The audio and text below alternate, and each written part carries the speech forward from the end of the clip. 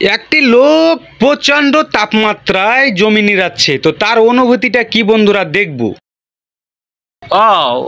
সে চমকে গেছিল মনে হচ্ছে বন্ধুরা।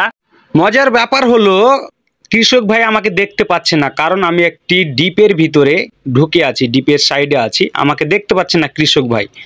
তো তিনি অবাক হয়ে যাচ্ছে যে আসলে এটা কি, এরকম মুখাপেক্ষী হয়তো তিনি আর আগে হয়নি, ওই জন্য তিনি একটু নার্ভাস মনে হচ্ছে।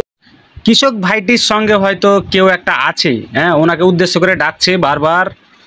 দেখেছি ভিডিওতে ওনাকে উদ্দেশ্য করে বারবার ডাকছে, কারণ আমার ড্রোনটিকে হয়তো তিনি দেখাতে চাচ্ছে।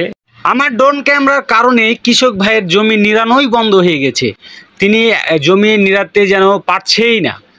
একের ওপরে এক অবাক হয়ে যাচ্ছে যে আসলে কি এটা, হয়তো এর আগে তিনি এভাবে দেখেনি, কাছ থেকে ড্রোনটি দেখেনি, ওই জন্য বারবার অবাক হচ্ছে আর ড্রোনের দিকে পানি ছুঁড়ে মারার চেষ্টা করছে।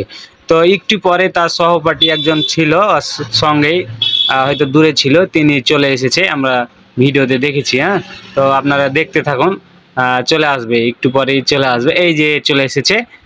তিনিও মই অবাক যে কি এটা।